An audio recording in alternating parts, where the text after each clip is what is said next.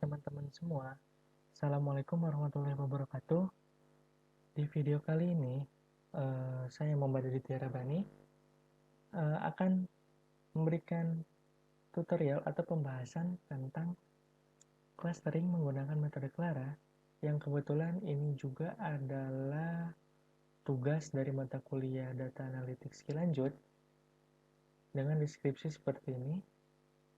Oke, nah tugasnya yaitu membuat simulasi data, kemudian lakukan proses clustering menggunakan metode Clara dengan RStudio. Ketentuannya tertera di sini.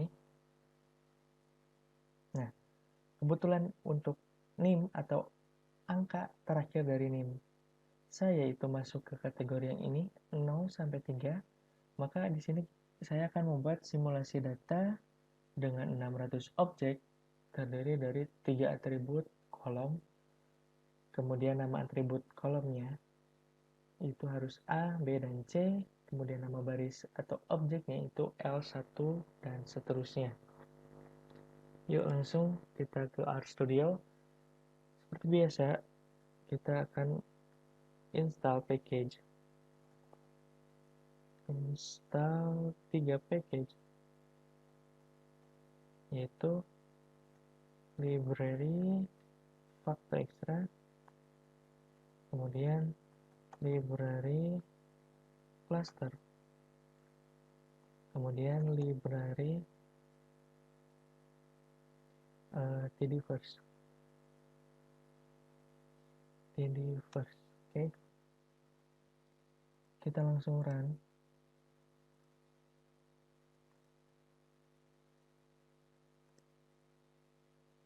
Oke, selanjutnya kita akan membuat simulasi datanya.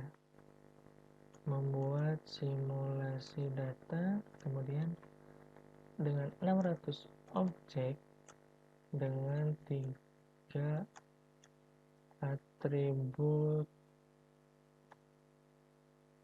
kolom. Nah, di sini juga kita menggunakan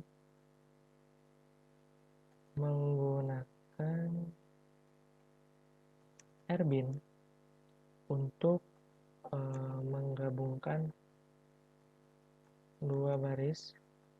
Nah, yuk sebelum kita lanjut, di sini metode Clara atau algoritma Clara itu digunakan untuk dataset yang terbilang sangat besar atau sangat banyak.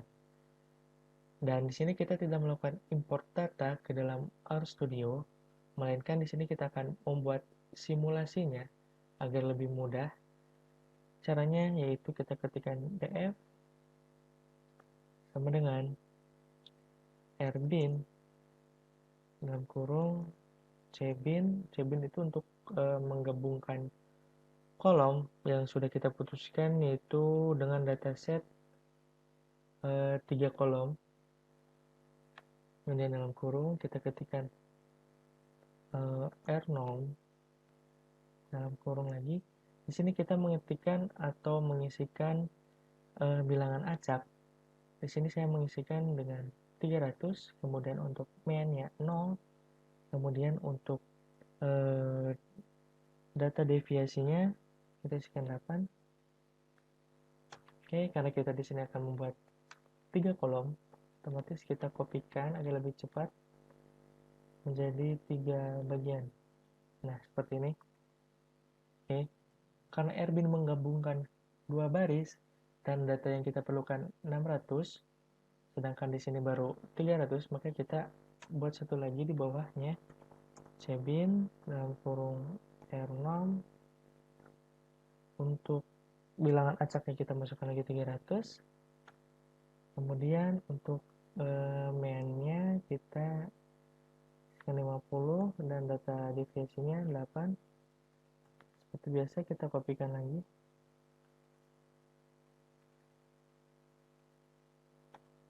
Nah, setelah seperti ini kita melakukan run. Oke. Nah, lanjut kita akan melihat melihat hasil simulasinya, simulasi data. Caranya itu mengetikkan df, kemudian kita run. Nah, di sini terdapat bacaan atau peringatan yang muncul, reach, get option, maximal print.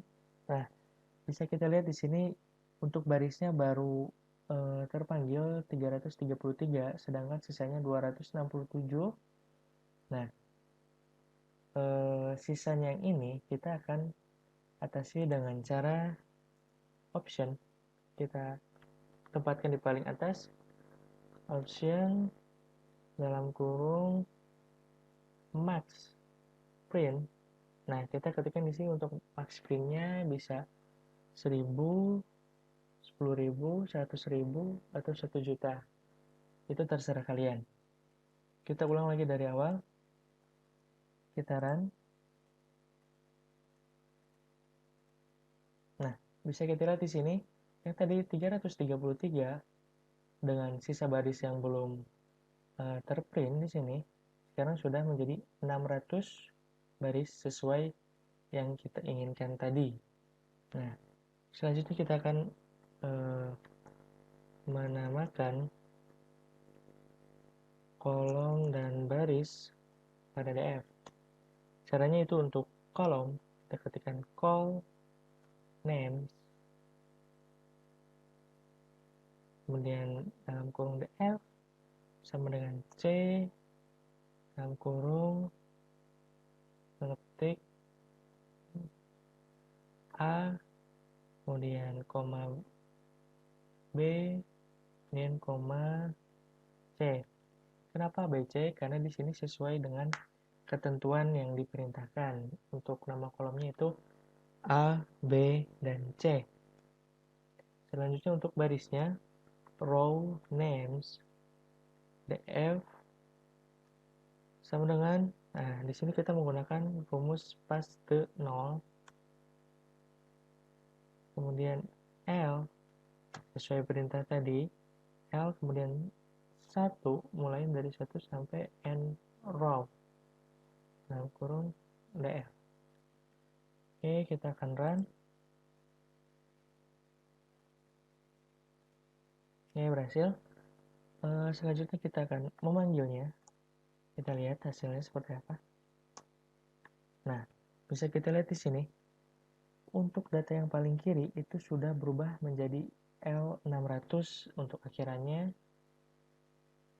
Nah, kita lihat di sini dari L1 sampai 600, kemudian untuk nama kolomnya menjadi A, B, dan C yang tadinya nama kolomnya itu 1, 2, 3 kalau tidak salah.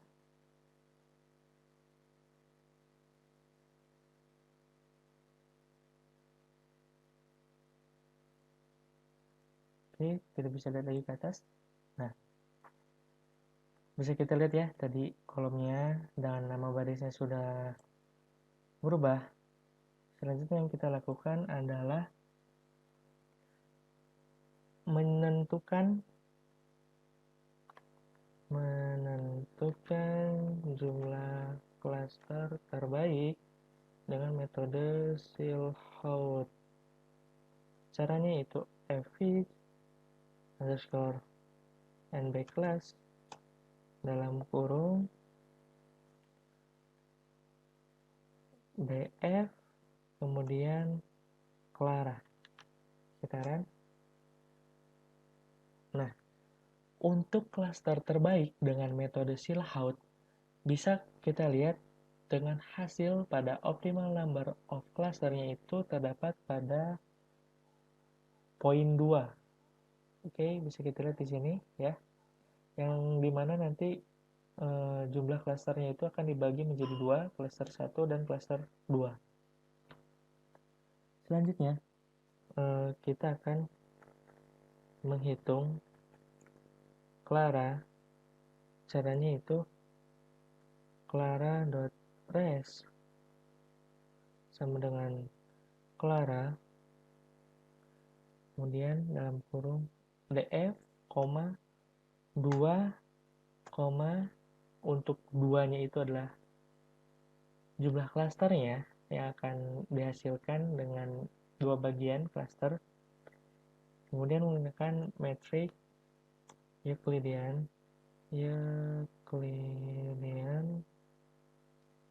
dan standarisasinya yaitu true. Oke, kita run. Oke, berhasil di run. Selanjutnya kita melihat hasil clusteringnya. Melihat hasil clustering. Caranya yaitu print dalam kurung clara.res. Oke, kita run. Ini adalah tampilan hasil clusteringnya.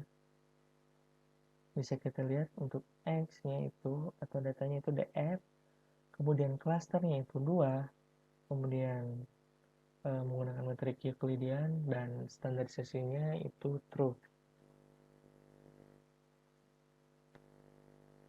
Oke, yang selanjutnya yaitu membuat tabel untuk hasil clustering. Nah, caranya di sini kita memberikan nama baru yaitu dd sama dengan data.frame dalam kurung df, clara.res $cluster. Oke, kita run. Dan untuk melihatnya kita cukup ketikkan dd. Nah, bisa kita lihat di sini untuk klasternya itu sudah bisa dilihat ya. Nah, untuk clara.res.clusternya mana yang masuk ke cluster 1 dan mana yang masuk ke cluster 2. Oke, kita juga bisa melihatnya dalam bentuk tabel, view dalam kurung dd, kemudian enter atau run. Nah, bisa kita lihat di sini hasilnya dalam bentuk tabel. Jadi, mana yang masuk ke klaster pertama atau klaster 1 dan mana yang masuk ke klaster 2. Oke, kita close. Selanjutnya, kita akan melihat visual hasil clustering. Visual hasil clustering itu caranya dengan fvig_cluster dalam kurung clara.res, kemudian data sama dengan df. Kita run. Oke, tunggu. Nah, di sini bisa kita lihat pada cluster plotnya untuk cluster merah atau yang berwarna merah itu masuk ke cluster 1 dan untuk cluster 2 yang berwarna biru bisa kita lihat di sini. Nah, oke, itu adalah visual untuk hasil clusteringnya. Selanjutnya yang terakhir, di sini kita akan melihat rata-rata untuk hasil clustering. Caranya kita ketikkan dd, kemudian kurung siku, kemudian kita akan melakukan rata-rata dari kolom ke-1 sampai kolom ke-3, kemudian persen, lebih besar persen, kita enter, kemudian mutate dalam kurung cluster sama dengan clara.res $cluster, kemudian persen lebih besar persen. Oke, kita enter lagi, kemudian group by itu kita ketikkan cluster persen lebih besar persen, dan yang terakhir itu summarize all.